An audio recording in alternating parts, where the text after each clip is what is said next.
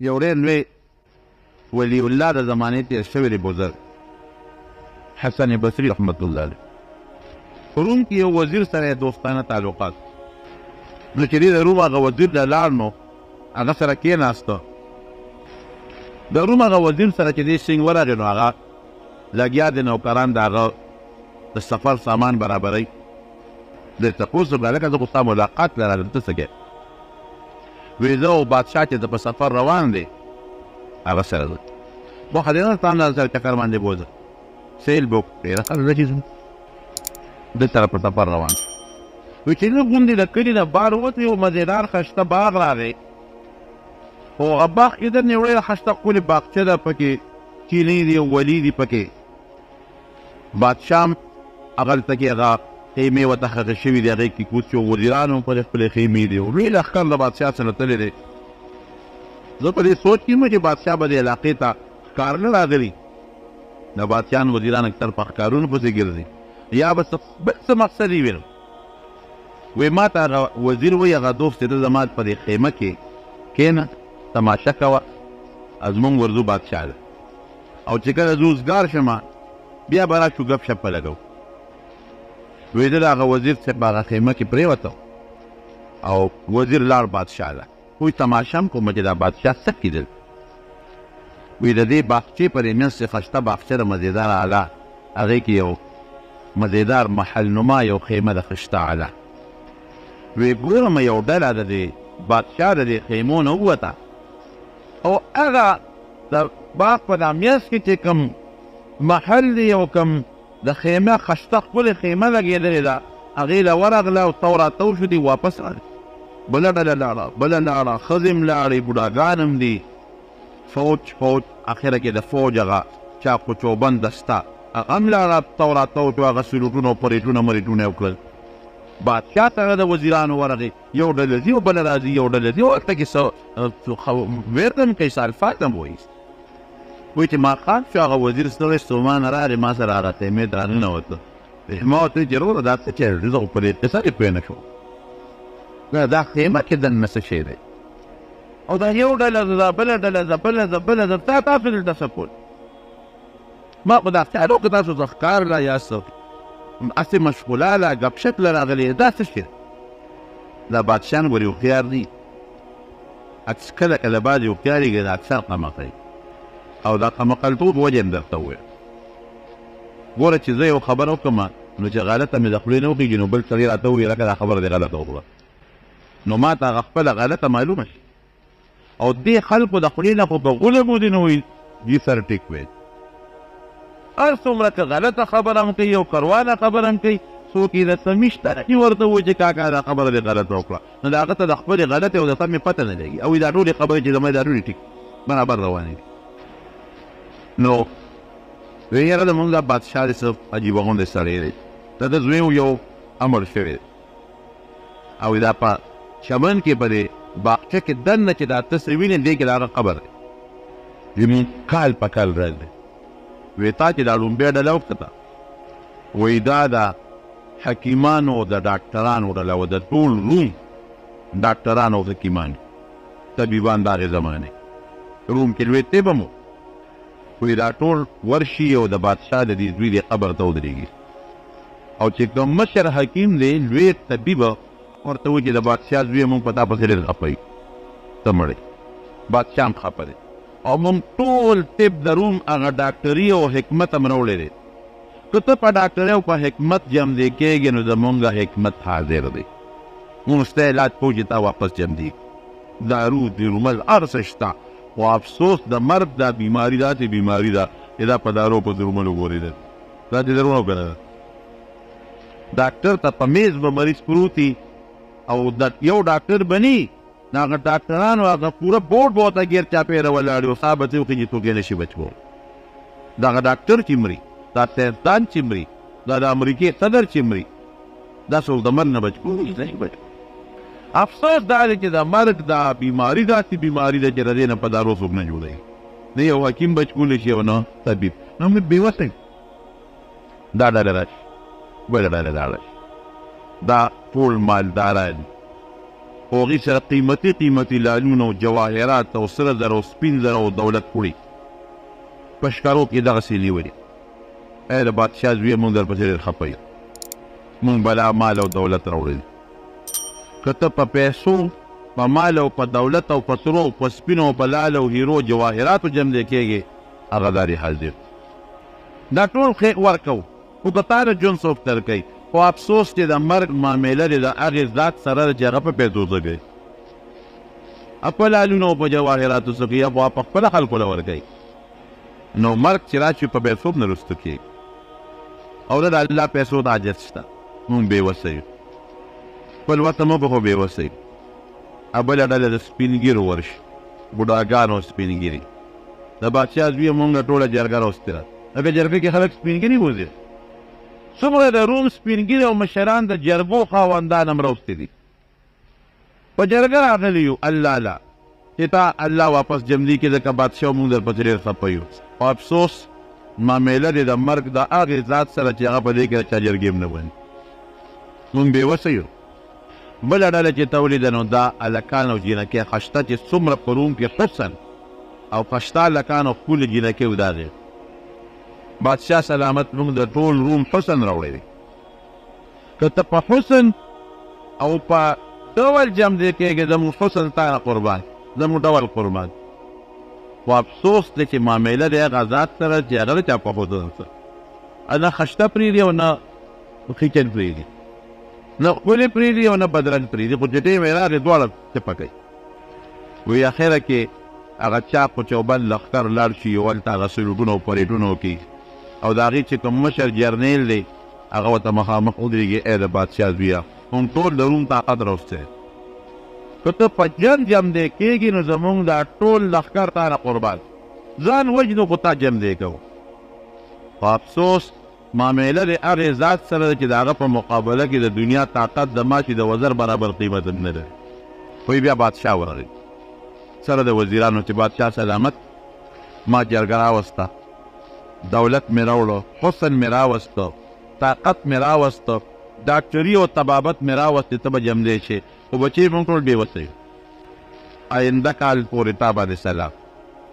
وی دا کال په کال مونږ دا چل کوو راغلی. حسن بصري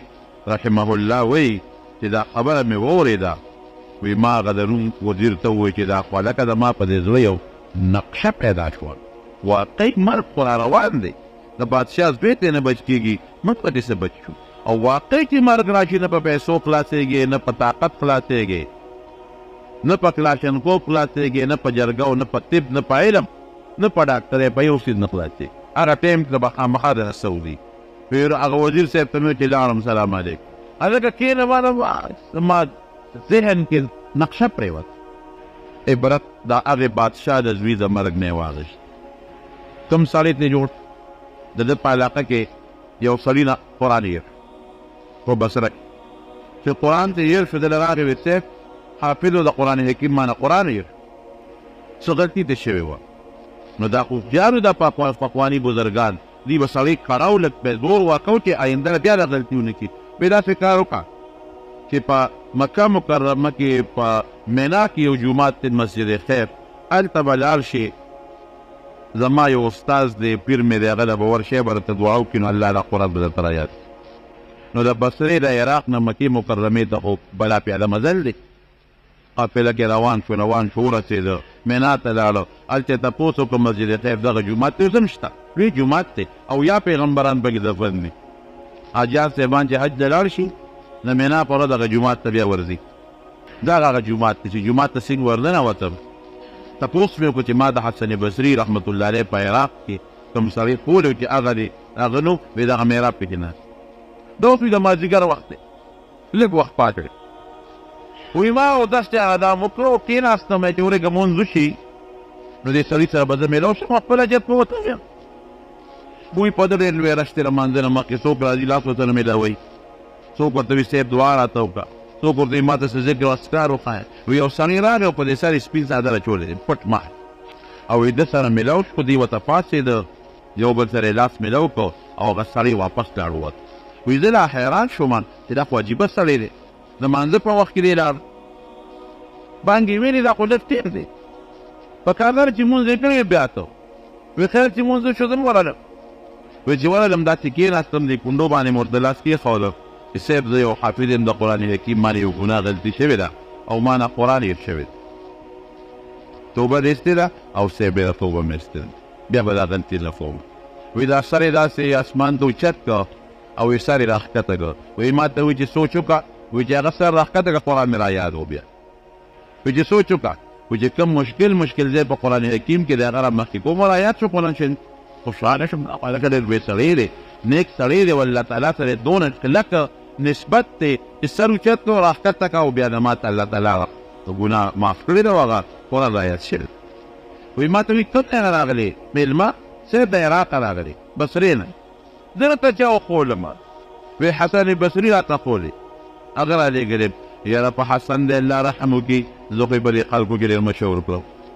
وایي وختي دا سړی دې ونې تا د مانځه نه مخکې چې ما له راغی هغه سپین څادر والا وایي مجید صاحب ومې لیدل ونه پېژانده یعنې صاحب خو مې نه پېژانده که څادر یې په سر و مخې ما نه بل طرف ته و ما خو ونه پېژانده خو ما پرې تعجب وکړو چې مانځه وخت کې دی بیا څنګه جومات ته ووته وایي دا حسن بصري و که نه دی د هر مانځه نه مخکې د بصرې نه دلته ما له راځي او ما سره لاس ملو کې مصافحه را سره وکړي او بیا د جمع مانځه له ځان بصرې ته رسوي توی الزمان و توی المکان دا ځان له باب دی راته ته الله دا ځمکه انسان ته راغونډه کړي په لږ وخت کې ډېر کار وایي شاه اسماعیل شهید رحمت الله علیه چې دی نو هغه به په شپږ ګنټې کې قرآن شریف ختمه شپږ ګنټې نو صاحب هندوستان کې ټول علما او قاریانو په فتوا ولګوله وایي دا غلط وایي قرآن شپږ ګنټې کې څنګه قرآن ختموي خو هوښیار سړی وایي ما ته کښېنئ زه به تلاوت شروع کړم که مې شپږو ګنټو کې درته ختم کړه نو ټیک ده که مې ختم نه کړه تاسو څه وایه بله د دیني په جامع مسجد کې ورته ټول عالمان او قاریان راغونډ شو کېناستل علماو قرآن شریفونه ځان سره رغتې ونیول او قاریانو ورته په یادو غوږ کېښوده او د مازدیګر لمونځ شوي الحمدلله پرې شروع وکړه د ماښام بانګ یې نیم نو ویلې چې والناس دی قرآن شریف ورته وایي ته کولی شې دا بل سړی نه شي کولی نو حسن بصري نه چا تپوس وکړو وایي دا دومره لویه مرتبه په څه میلاو شوه وایي هغه د بادشاه د زوی د مرګ د وجې ده کفا بالموت واعظا مرګ نه لوی نصیحت بل نشته ما سوچ مې راغی چې واقعي مرګ نه غفلتۍ نشته دا خو بادشاه او ګدا نه پېژني نه غریب او مالدار او نه حکیم او مریض پېژني او چې په چا راغی تختې وباسي ځان نه به خبر نه بازار کې به روان یې ستا به د نو خېږېدې به ځان نه به خبر نه په بستر به پروت یې وارثان به دې پاڅي بابا الله د مانځه وخت پاسه چې دې نه څادر لري کې ثابت یو روح د مرګ نه بهترین نصیحت د انسان دپاره بل نشته حضرت عثمان رضی الله عنه د نبي علیه السلام مبارک نږدې صحابي دی ډېر نږدې دومره نږدې صحابي چې نبي علیه السلام مبارک ورته د جنت زیری ورکړی دی یو ځل نه څو ځله د احد په غر د پاسه ولاړ دی پرې زلزله راغله حضرت نبي علیه السلام دی حضرت ابوبکر دی حضرت عمر دی حضرت عثمان دی رضی الله عنه نو و نبي علیه السلام مبارک دغې غر داسې خپره وبروله ورته اوس احد چپ غلی شه اوس کن غلی شه ته نه خبر چې په تا څوک ولاړ دي رپې یو در باندې پیغمبر ولاړ دی یو در باندې صدیق ولاړ دی ابوبکر ته اشاره وکړه او دوه در باندې شهیدان ولاړ دي یو حضرت عمر او یو حضرت عثمان رضی الله عنه او یو مقام کې نبی علیه السلام مبارک ډډه والې دقسې ناست دی او دا کونډۍ مبارک یې ښکاره دی حضرت ابوبکر صدیق راغی او مقصې هغوی ناست حضرت عمر فاروق رضی الله عنه راغی او مقصې ناست حضرت عثمان رضی الله عنه چې څنګه راغی نو بس زر نبی علیه السلام سم کېناسته او دا څادر یې ښکته پې پټې حضرت عمر فاروق خو لږ تېز طبیعت وي د الله رسول ابوبکر راغی تاسو مغسې ناست وې زه راغلم او مغسې ناست وې او چې عثمان راغی نو تاسو ګوره زر نیغ کېناستلې او خپې مو پټې کړې دا ولې وی عمره د هغه چا نه زه حیا ولې ونه کړم چې د الله فرشتې ترې حیا کوي یو لور پې د نبي علیه السلام مبارک واده وه چې هغه وفات شو دویمه پې واده کړه چې هغه وفات شوه وایي که ما سره درېیمه لور وی ابه مې م ورکړې وه دونه مینه او جناب چې قبر له به راغې دا عثمان رضی الله عنه دونه به یې وجړل چې ګیره به یې د اوښکو لمده شوه